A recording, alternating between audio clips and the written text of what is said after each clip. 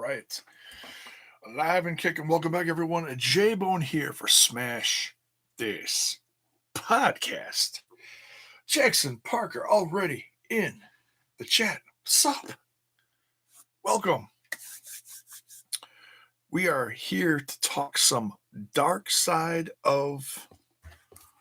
Oh my God, my notes. Dark Side of the Ring, episode 2. The Montreal Screwjob. I wrote down in my notes Dark Side of the Job. That's not right. And I decided to go a little old school. I don't wear this one much. This is one I do not wear much. What is Dark Side of the Ring? It's a TV series on the channel Viceland, and they discuss controversial things that have happened in the wrestling industry. Some people who watched back then know a lot about them. People like me, depending on what they're talking about, what story, some of these stories I know nothing about, and I'm really an older fan. Um, and this is one that I've heard about a lot through the years, but never. You hear bits and pieces in arguments, discussions, articles you read about certain things. And this is one that I was really excited about because they had a bunch of people together that all were a part of it, but only certain people will admit to certain things. What is up, everyone? Chat to Philip, awesome. Good to see you here. Love the Bruiser Brody one better. Yeah, if you guys want to get a sneak peek early at next week's, they actually put that's actually episode number 3. They put that one out first on YouTube. So if you want to catch that, it's on the Viceland YouTube channel. But they only put that one up on there. I'm kind of hoping all these up there for prosperity's sake, but whatever.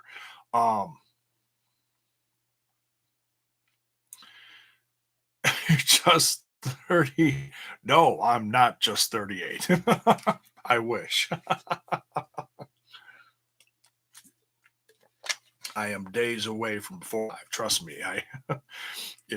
And a lot of this stuff,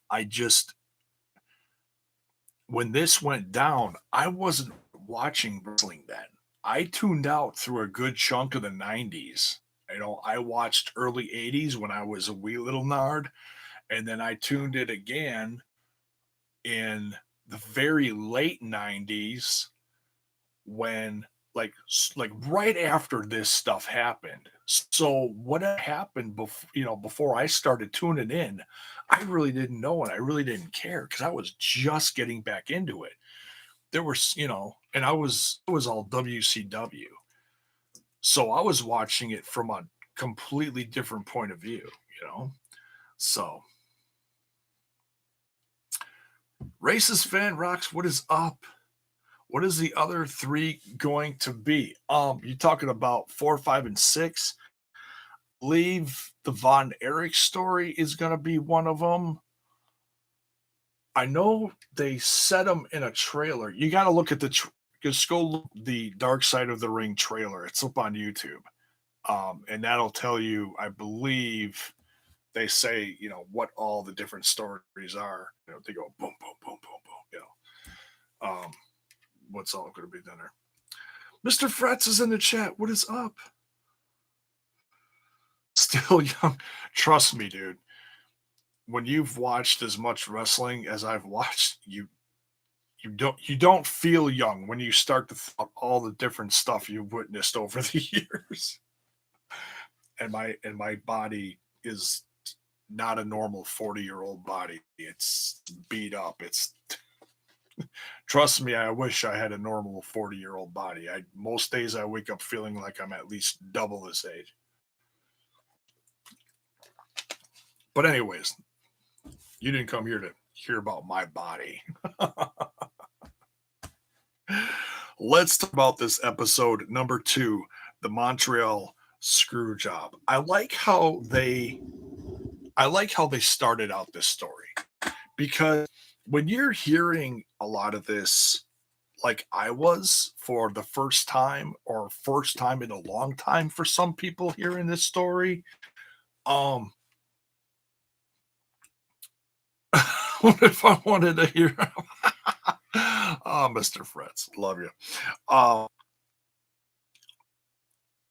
they paint a picture as far as what's going on in this time in wrestling. They talked a little bit about Bret's background, his family, what his family meant to wrestling, uh, Vince's company, when he started to take this territory and take that territory and take this territory, they touched on all sorts of little things that kind of like just a nice little background for the story. It was really good to hear. Um, they talked about the building rivalry of WCW over the mid to late 90s when WCW got off the ground. And that's Eric Bischoff, of course, came in the picture. He didn't have a whole lot to do with this story other than, he in Bret to his company. And then the aftermath from that was taking responsibility for how horrible he dealt with bringing Bret into the company, how it was just a fail from the start. The first thing he brought him in to do was to be a special guest referee. And like Bret said in the special, how lame is that? But, he believed in just following along at the time and hopefully come of it and stuff like that, as opposed to where he just came from. But he was so fried on everything. He was just kind of like, whatever, which is really unfortunate. Um, the players in this particular storyline, you had Jim Cornette. Love him or hate him, he had a big part in this. Um, Bruce Pritchard was very interesting to hear his side of the story in this. Bret Hart, of course. Um, I would have loved to, and I'm sure I'm not the only one here. I would have loved to have heard Vince's side of this and or Shawn Michaels' side of this. But we got pretty much everyone but them. So I felt like whoever told what part of what story in this chapter in this documentary, I felt did a really good job. You also had Eric Bischoff. Like I said, there wasn't a major part in that. But Mr. Fred says even Hunter. Yeah, Hunter would have been on the. I mean, he was a little more on the outside of this, even though he was tied to Shawn. But yes, that certainly would have been interesting as well. Because we even got Scott's opinion on the whole thing. And we'll get to that in a bit. That's very interesting. We got Earl Hebner. I have always heard over the years Earl Hebner's response to this discussion as in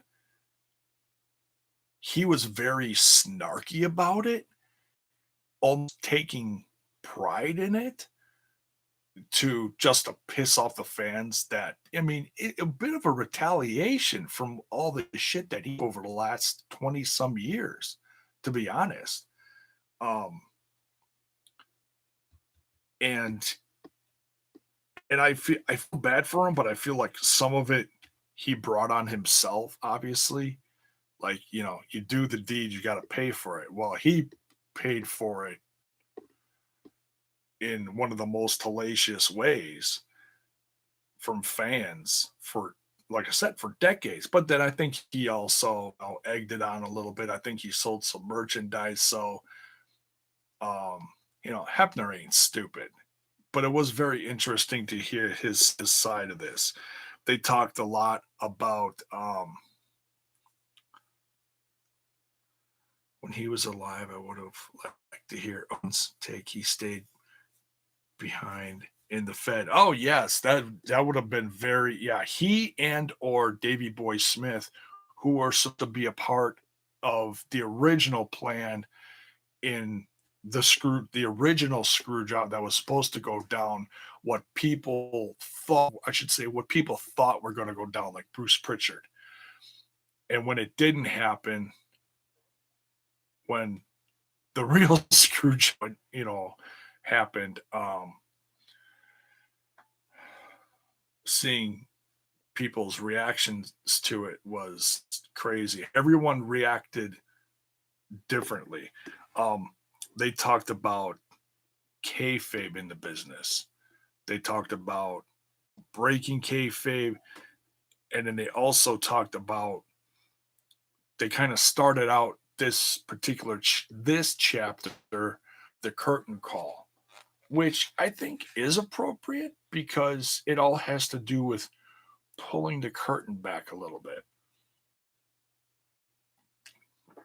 And in the end of all of this, like they said at the end, um, they never thought would do what he did after it all went down and expose everyone on every front on that one talk show. That's crazy. And then defending his own company said the classic line, Bret screwed Bret. Um, but they start out this chapter saying, the kayfabe stuff, talking about building rivalry between WWF, WCW, and the rivalry that was, though I guess what was kind of becoming a real life rivalry between Bret the Hitman Hart and Shawn Michaels.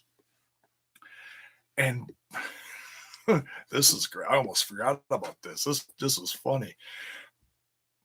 He asks Shawn, he's like, "Hey, can I rib you on the whole Playgirl thing?" And Shawn's like, "Yeah, sure, whatever."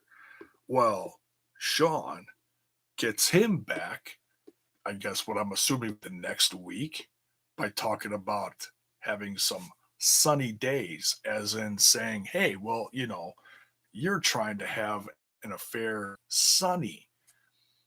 And well, at that time, oh, you know,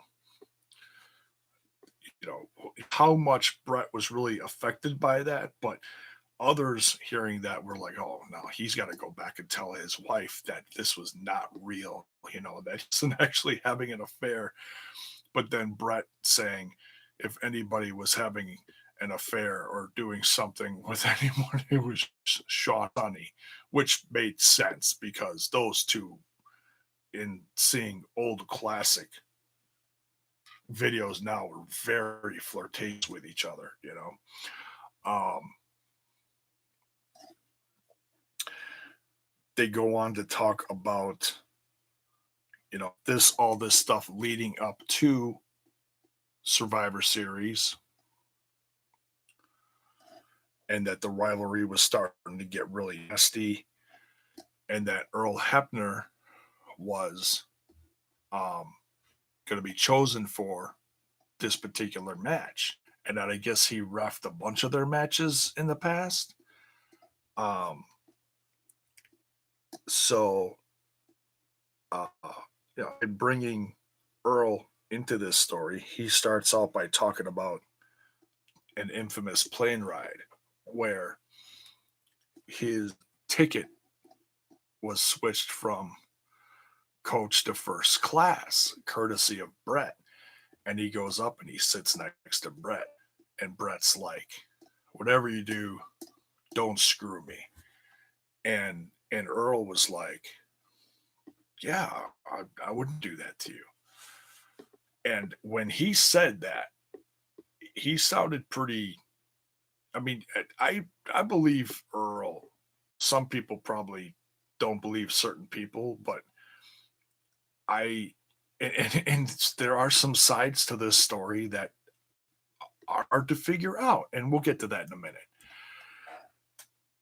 But Earl Hebner seems pretty legit as far as his side of the story. He's telling what's going on, And he goes on to say that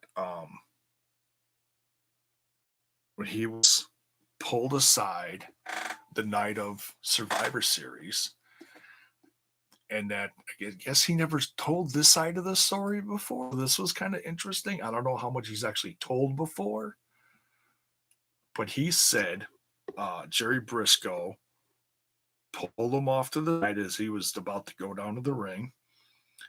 And he said, when Shawn puts a sharpshooter on Bret, you call the match. And, as in you finish the match, you tell him to ring the bell. And he's like, are you going to do that? And Earl's like, I don't know what I'm going to do. And Jerry tells him, if you want to have a job, you're going to do this. And so Earl talks about the rest of his way down to the ring was like the longest walk ever. And that he had a lot of stuff to think about. And he,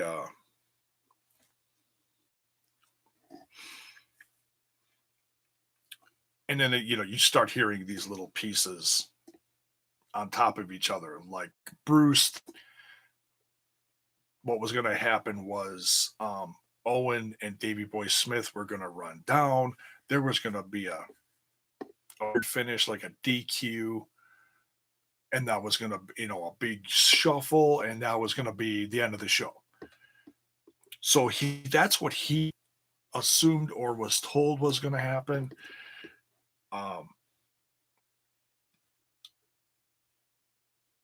So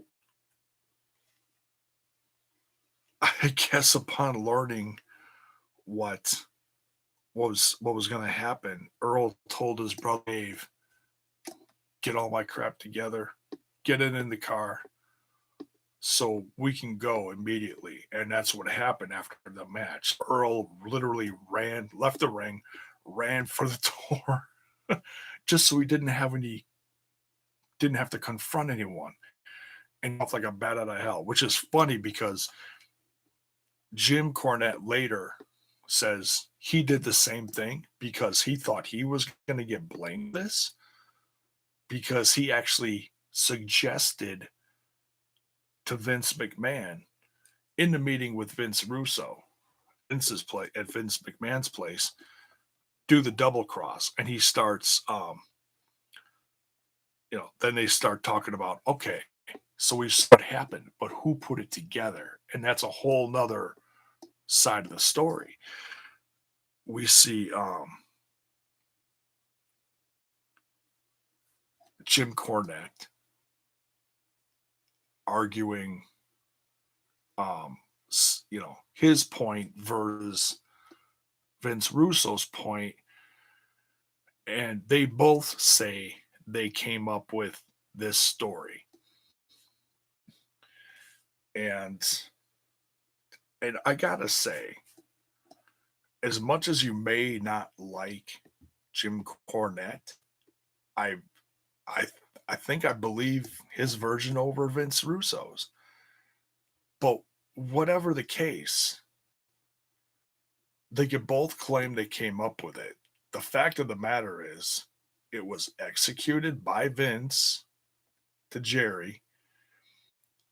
Shawn told Bret that he wasn't in on it. I can't believe that he wasn't in on it. Unless Shawn was told the end of the match is going to be when you put him in his submission, and that's all he was told. Bret says that Shawn was crying at the end of the match in the locker room, very emotional, which does not sound like Shawn at all, but apparently was very upset. It's just, there's certain pieces of this that are not told by certain people that should have been a part of this, but we have to take it for what it is.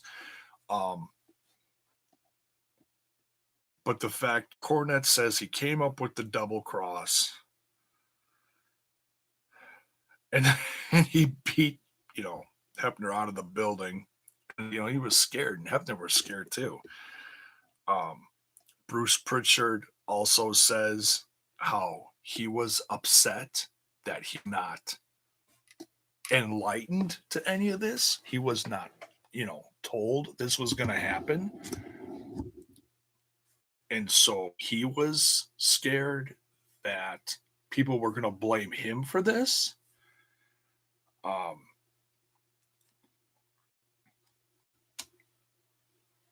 one part of this story that I'd never heard before was uh, Bret talking about how upset Taker was when all this happened. And I believe that. I would 100% thoroughly believe that. Just knowing how Taker has been through the years as far as kayfabe and stuff like that, he's always been super private and has rarely talked about the industry as it were, and behind the scenes stuff. Um,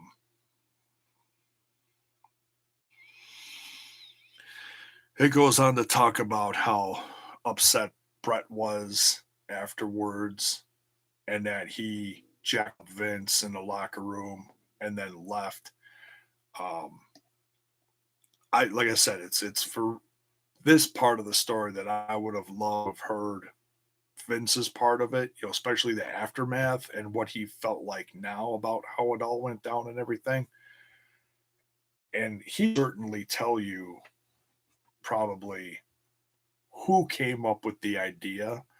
I think Vince's part of this story would be important, but I don't blame him for not wanting to be a part of this.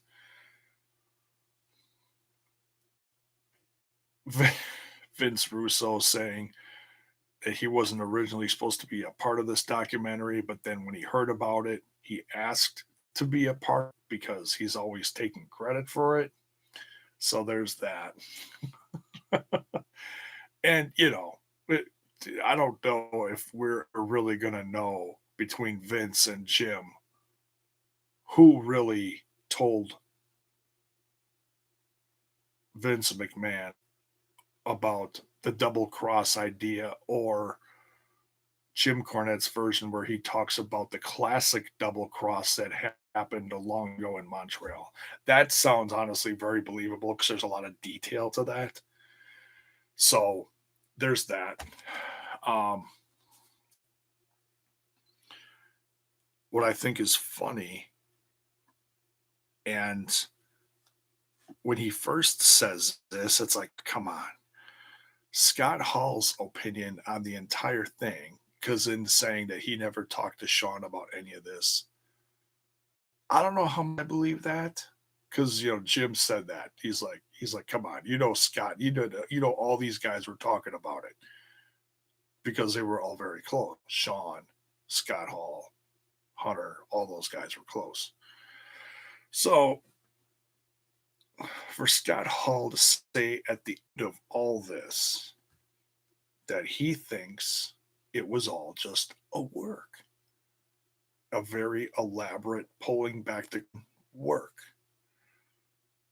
Because how in the end they zoom in, and how he describes it honestly does make sense. When you think about how the WWF does camera work, and if you're telling a story and how they did this, when they zoom in on Bret's face after the bell is rung, and he just has this like stunned look, but not a lot of emotion. He's not pissed. He's just kind of like, you know.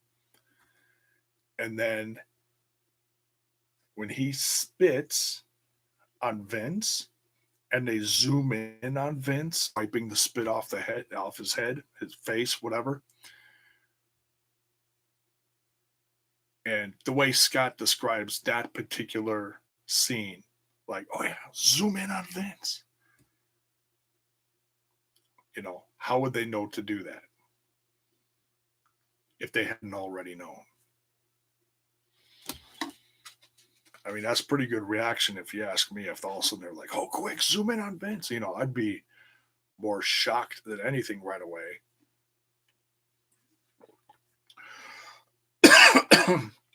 So, excuse me.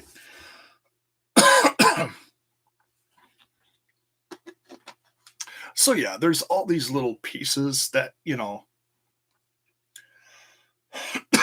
pardon me. Um,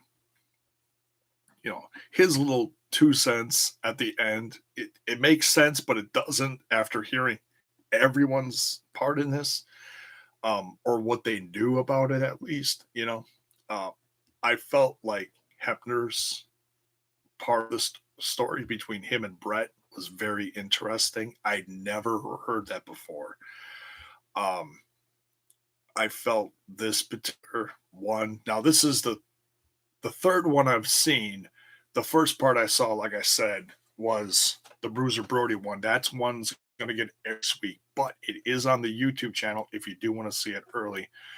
And like I said, I didn't want to review that one until it aired, just for the sake of doing parts one, two, and so on. So, Ronnie, what's up, man? Where did you watch this show? On Viceland, the Viceland channel. Go check it out. Very interesting channel. A lot of different investigative, reality based things. But when I heard about this, I was like, oh, I love stories, behind the stories. Like I said, when they pull back the curtain and you hear about something historical, especially something controversial, especially like this that gets talked about, but it's always done in bits and pieces from different people throughout history, never a complete, well, shouldn't say complete. Like I said, complete would be hearing Vince and Shawn's opinions on this. I like to have. Thank you, Ronnie. This is, like I said, I felt like being a little nostalgic. This is a genuine classic late '90s NWO hat that I was given about 10 years ago as a gift. So I don't wear this one much. I have it pretty much just hung up someplace. But I was like, for this, you know, this is from about that time. I was like, it's about the only besides a Goldberg hat, but I figure as far as something authentic, close enough to that time, this will do it. And of course, well, I'm not going to wear this, but this is hanging up here. This is back from 1999 as well. So I have a few old classic nostalgic things, not too many. But that's pretty much it for this. I felt like this was all really well put together. I like the blurred out reenactments. Um, I felt those done well because you can tell who's who, by who's saying what part and what story. Vince, the guy who looked just like a classic Bret the Hitman Hart, walking with his big shoulder pad jackets and his shades and the greasy hair, and Shawn looked just like Shawn. I mean, yeah, they were all blurry, but man, they really looked like they did. Are you going to do an Impact review tomorrow? If I'm feeling up for it, yes. Late tomorrow night, I should be able to. We'll see what happens. We're we're getting ready for Easter, this Easter weekend. So trying to get the house, put back together for family coming over on Saturday. So um, if I'm able to tomorrow night, I will. If not, maybe Saturday. No promises. I'm gonna try my hardest to get it out there late tomorrow night. But like I said, I got a ton of stuff to do and have not been feeling well, so I'm gonna do my best. So there you go, Ronnie.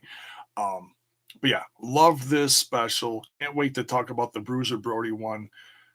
Um, that one was almost difficult to watch because the story's very gruesome. Um, but it's a great story, tragic, but a great story. Um, and yeah, I can't wait to dig into the rest of the series. I'm From what I'm seeing so far between the Macho Man, the Bruiser Brody, and now this one. Just it's great like I said, it's great hearing these stories when they're a little more put together and not just different people's opinions throughout the years. So, um, yeah, very well done. Very well produced. It was great hearing everyone's opinions, and yeah, another great documentary from these guys from Viceland, and everyone putting together the dark side of the ring series. So, um, yeah, too much. No, yeah. So, thank you for watching this. The first review I had has done tremendous numbers. Would love to see this one do that, but hey, you never know what's going to happen on YouTube. But just thank you, everyone. It's much appreciated. If you're digging the content, and if you want to see me review the rest of this series, don't forget to smash that like button and smash that sub button and ring that bell for notifications so that you know when more of my content hits your screen. Good night, folks. We'll see you real soon.